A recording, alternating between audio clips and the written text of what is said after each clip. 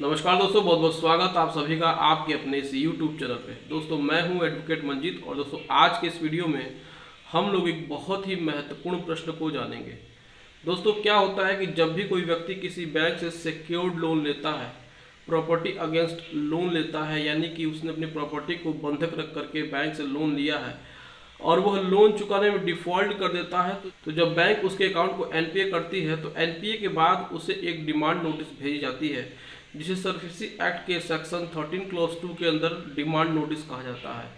अब इस demand notice में कुछ पैसों का जिक्र होता है और बोरोवर को वह पैसे जमा करने के लिए बैंक प्रेशराइज करता है, उसके ऊपर दबाव डालता है। तो ऐसे प्रेशर से डर करके वह जो बोरोवर है, जो कर्जदार है, वह बैंक को कुछ पैसा जमा कर देता है।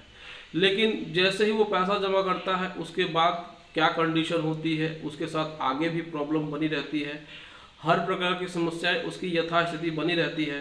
तो ऐसे सिचुएशन में कैसे आपको पैसा पे करना है जब आपका अकाउंट एनपीए हो जाता है और आपको डिमांड नोटिस आती है। आज के इस वीडियो में मैं आपको पूरी बात डिटेल से बताऊंगा, तो बने रहेगा इस वीडियो में शुरू से लेकर अंत तक। और यदि आप हमारे इस चैनल पर पहली बार आए हैं तो आप हमारे इस चैनल को सब्सक्राइब जरूर कर लीजिएगा, साथ ही साथ बेल आइकन दबा के ऑल नोटिफिकेशन को ऑन कर लीजिएगा, ताकि जब भी इस चैनल पे कोई वीडियो अपलोड हो तो उसके नोटिफिकेशन की जानकारी सबसे पहले आपको मिले। तो चलिए दोस्तों शुरू करते हैं। तो देखिए, जब भी कोई डिमांड नोटिस आती है और उस नोटिस में जो भी अमाउंट का जिक्र होता है तो बोरोवर को सबसे पहले तो यह डर लगने लगता है कि अब हमें यह सारा पैसा पे करना होगा।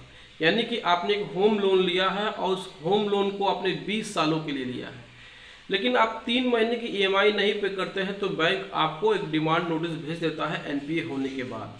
तो उस डिमांड नोटिस में आपको 20 लाख रुपए प्लस इंटरेस्ट प्लस जो भी पेनल्टी चार्जेस हैं वो उसमें लिखा होता है कि आपको इतना पैसा पे करना है। तो आपसे सबसे बड़ी चूक यही हो जाती है कि आपको वो सारा पैसा उसी समय पे करना है। आप बैंक से डर जाते हैं, बैंक के इस नोटिस से बिल्कुल डर जाते हैं और आप लगते हैं सेटलमेंट की बात सोचने।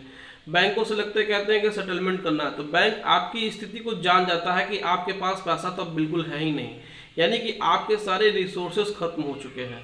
तो उस डिमांड नोटिस को समझना सबसे ज़्यादा ज़रूरी है।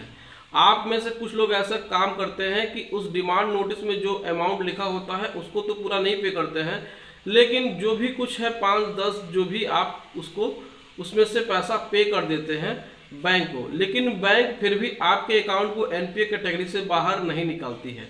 तो देखिए, उस डिमांड नोटिस में जो पैसा लिखा होता है उसमें उसका पूरा जिक्र होता है कि आपने कब से पैसा लिया है और कितने साल के लिए पैसा लिया और कितना लिया है, वो कितना पे करना है, ठीक है। लेकिन उतना पूरा एक साथ पे नहीं करना है। आप बिल्कुल इस बात को समझ लीजिए कि आपको अपनी 3 ईएमआई को ही पे करना है, जो कि एनपीए को रेगुलर में बदलने के लिए है, और उस 3 ईएमआई के साथ लगने वाला इंटरेस्ट और उसके साथ जो भी लेट फीस या फिर जो पेनल्टी वगैरह वो लगाएं आपके साथ। लेकिन आपकी थोड़ी सी नादानी की वजह से बैंक हमेशा फायदे में रहते हैं।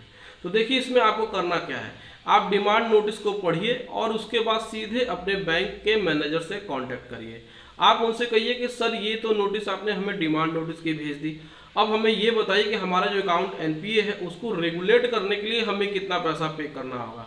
यानी 3 महीने की जो ईएमआई बाकी है वो प्लस इंटरेस्ट और प्लस लेट फीस, बस आपको इतना ही पे करना है, न कि आपको अपने पूरे लोन अमाउंट को पूरा एक साथ पे करना है। तो यहाँ पे आप बैंक के मैनेजर से कहिए कि सर आप एक रिटेन डॉक्यूमेंट में मुझे उस अमाउंट को लिख करके दे दीजिए और साथ ही साथ ये भी श्योरिटी दीजिए कि हम ये जो पैसा पे कर देंगे तो हमारा अकाउंट एनपीए से रेगुलर हो जाएगा। ऐसा नहीं है कि हमने पैसा पे कर दिया आपके डिमांड नोटिस के आधार पे ही और आपने कुछ हमारा किया ही नहीं, यानी हमारे अकाउंट को एनपीए से रेगुलर किया ही नहीं। तो यहाँ पे आपके साथ धोखाधड़ी हो जाती है। आप बैंक के डिमांड नोटिस से डर जाते हैं पहले ही, और उसके बाद बैंक आपसे पैसा वसूलना शुरू कर देता है और आप देखते हैं कि आप इंटरेस्ट पे इंटरेस्ट भरे जाते हैं, लेकिन बैंक फिर भी आपके अकाउंट को एनपीए किया रहता है। तो ऐसे सिचुएशन में आपको बैंक के मैनेजर से मिलकर के उनसे गारंटी पेपर ले लेना है और साथ ही साथ उस रिटर्न डॉक्यूमेंट से ये भी ले लेना है कि हम कितना पैसा पे करेंगे कि हमारा अकाउंट एनपीए से रेगुलर हो जाए। आपको अभी एनपीए से रेगुलर करवाना है, न कि पूरे पैसे को एक साथ ही पे करना है। आपको अभी सेटलमेंट की बात नहीं करना है। देखिए, सेटलमेंट की बात अच्छी नहीं होती है, जो मैंने अपने पहले वीडियो में बताया था। तो दोस्तों, इस प्रकार से आपने जाना है कि डिमांड नोटिस में यदि आपको कोई भी अमाउंट बैंक मांगे तो उसको पे नहीं करना है। तो दोस्तों यदि आपने भी किसी बैंक से लोन लिया है या फिर बैंक आपके ऊपर सरफेसी एक्ट में कार्रवाई कर रही है, लीगल नोटिस भेज रही है, तो स्क्रीन पर दिए हुए नंबर से आप संपर्क कर सकते हैं। आप अपनी बुकिंग करके हमसे बात कर सकते हैं और अपनी सारी समस्याओं को शॉर्ट आउट कर सकते हैं, समाप्त कर सकते हैं। दोस्तों वीडियो कैसा लगा कमेंट सेक्शन में जाकर कमेंट करके बताइएगा।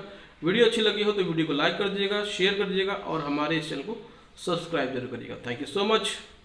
जय हिंद दोस्तों।